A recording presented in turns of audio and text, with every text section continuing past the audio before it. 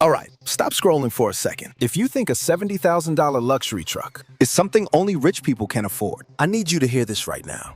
A 2022 Ram 1500 TRX. Check this, 702 horsepower supercharged V8 engine. Sticker price at the dealership, $96,000. A guy in Florida just bought one. He paid $23,400. Sold at a massive vehicle auction that none of his friends even knew existed. This is definitely not just luck. What we have here is a system. Dealerships all across America today are praying you never find out about it. Today, I am breaking that wide open. 3 legal and fully verified loopholes that smart car buyers are using now, right now, while you are still paying that full sticker price. Before we get into the details, drop one word in the comments right now. Exactly what are you driving today? Truck, sedan, or are you still taking Ubers? Because you have not found the right deal yet, I read every single comment. And by the end of this video, your answer to that question soon might look a little different.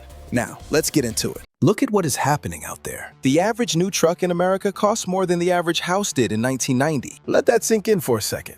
A base Ford F-150 Raptor R starts at $86,500. A Chevy Silverado ZR2 will run you $64,000 minimum. A Ram 1500 TRX stickers at over $96,000 before the dealer even touches it. And then the dealer touches it. According to iSeeCars' 2023 report, the average dealer markup above sticker price on high-demand trucks was between $8,000 and $15,000. That is not a fee. That is just money they are taking from you because they can. Now, here is what nobody tells you at the finance office. You are not just paying for the truck. You are paying for the building. You are paying for the TV commercials. You are paying for the guy in the suit who shook your hand. And most buyers just accept it because they think there is no other way. There is another way. There are actually 3 of them, and I am going to walk you through every single one right now. This is the one that makes dealers the most nervous. Every single year in the United States, the National Auto Auction Association processes approximately 9 million vehicles through wholesale and public auctions.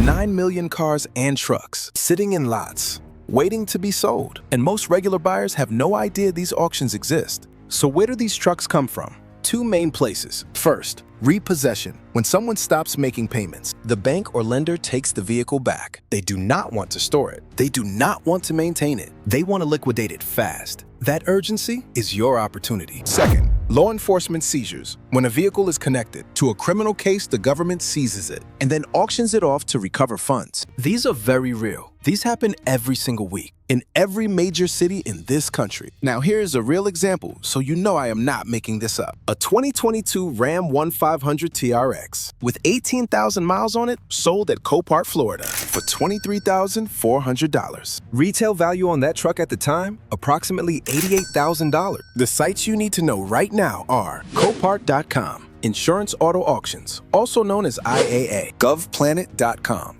PublicSurplus.com. These are legitimate public auction platforms. Anyone with a valid ID can register. Some require a dealer license for certain lots, but many are completely open to the public. Now, I have to be straight with you here, because I am not going to just hype this up without telling you the risks. Some of these vehicles have damage. Some have unclear title history. Some have been sitting in a lot for longer than anyone wants to admit. So here's what you do before you bid on anything. Run the VIN through Carfax or the National Motor Vehicle Title Information System. Pull the auto check report. If you can get eyes on the vehicle in person, bring a mechanic with you, not your buddy who changed his own oil once. An actual licensed professional mechanic. The guys on Reddit r/AskCarSales and r/Cars will tell you the same thing. The deal is real, but due diligence is non-negotiable. This one is quieter, and honestly, that makes it even better. Fleet vehicles are trucks and SUVs that were purchased in bulk by corporations, rental companies, or government agencies to be used for business purposes. Think rental car companies. Think oil and gas companies running F-150s across job sites.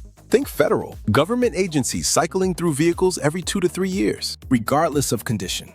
According to the National Automobile Dealers Association, fleet vehicles account for approximately 15% of the total used vehicle supply in the United States every single year. That is a massive pool of trucks, and most of them are serviced on a strict schedule because companies cannot afford downtime. Here is the part that matters for your wallet.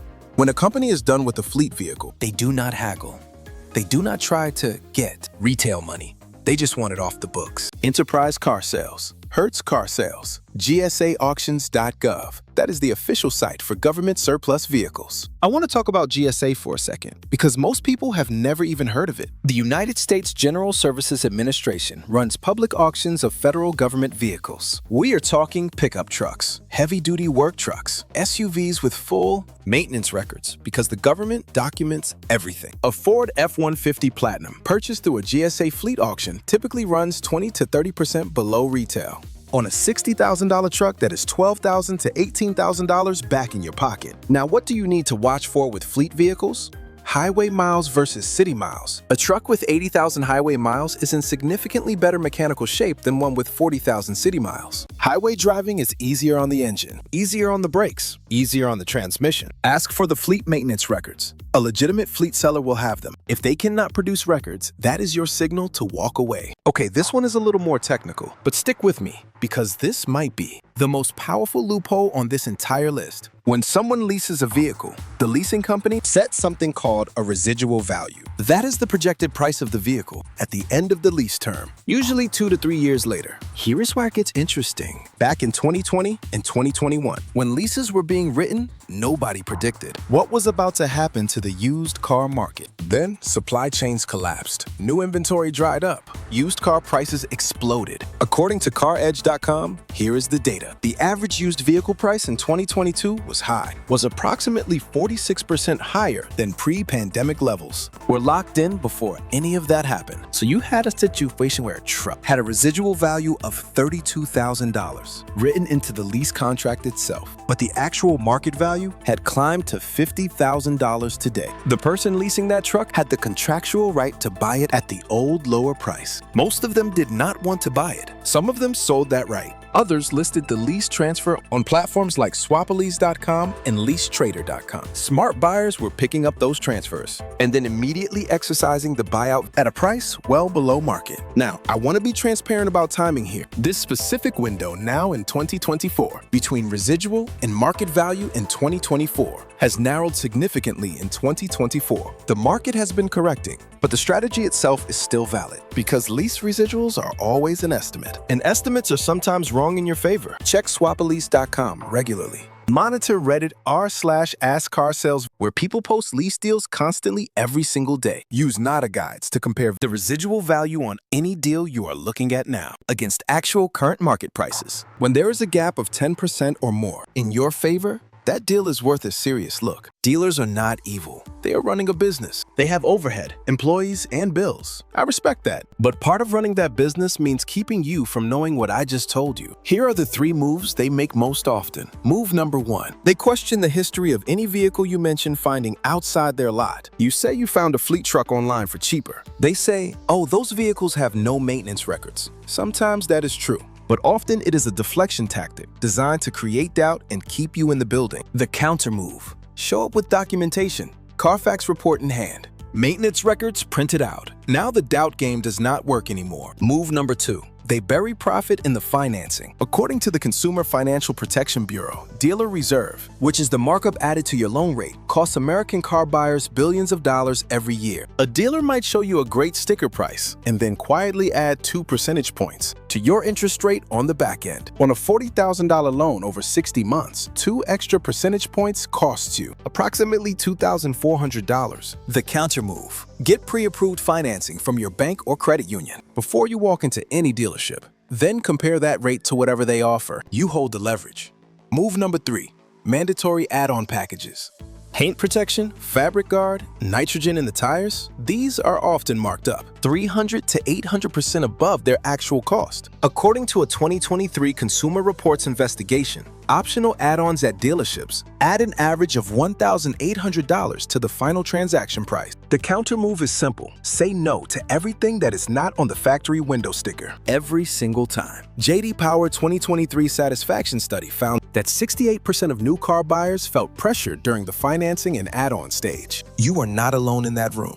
But now you are more prepared than most people who walk in. All right, let me make this practical, because information without action is just entertainment. Here is your 5-step process before you bid on or buy anything through these channels. Step 1. Know your number before you go. Pull the current market value of the truck on NADAguides.com and CarEdge.com. You need to know what the truck is actually worth before you can recognize a real deal. Step 2. Run the full vehicle history. Carfax and AutoCheck are both legitimate. Run both if the deal is significant. Look for flood damage, salvage title, odometer rollback, and any major accident history. Step 3. Get an independent inspection. Spend $100 to $150 on a pre-purchase inspection from a licensed mechanic who has zero connection to the seller. This is the single best money you will spend in the entire buying process. Step 4. Verify the title is clean. Use the National Motor Vehicle Title Information System. A vehicle with a lien, a salvage title, or a title in dispute is not a deal. It is a trap. Step 5. Secure your own financing first. Check your local credit union. According to the National Credit Union Administration, credit unions offer auto loan rates for you that average 1.5 to 2% lower than traditional bank rates in your area. On a large purchase, that difference is real money. The platforms to bookmark right now: Copart.com, IAA.com, GSAauctions.gov, SwapAlease.com, NADAguides.com, CarEdge.com, and the Reddit communities r/AskCarSales and r/cars, where real buyers and real dealers have honest conversations every single day. According to Consumer Reports' latest ranks, the Ford F-150 and Ram 1500 as the most reliable full-size trucks available in the used market. If you are going through any of these loopholes, those are the nameplates to target first. Here is the big lesson from all of this. The truck market is not fair. It was never designed to be fair to the buyer, but the information that levels the playing field has always been publicly available. Repo auctions are public record. Fleet sales are advertised openly. Lease residuals are written into contracts that anyone can read. The only difference between the person who paid $96,000 for a TRX and the guy in Florida who paid $23,000 is that one of them knew where to look. Now you know where to look. 3 loopholes. All legal, all verified. Repo and seized vehicle auctions through Copart and IAA. Fleet auctions through GSA and corporate sellers. End of lease buyout arbitrage through SwapAlease and Lease Trader. You do not need to be a car guy to do this. You need a laptop, a VIN number, a mechanic you trust, and the patience to not rush the process. The dealers will still be there when you are ready. The difference is now you are walking in with the same information they have. If this video gave you something real today, hit subscribe. We break down exactly this kind of content on a regular basis. No fluff, no sponsored nonsense, just the stuff that actually saves you money. And drop that comment below. What are you driving right now? And what are you trying to drive next? I will see you in the next one.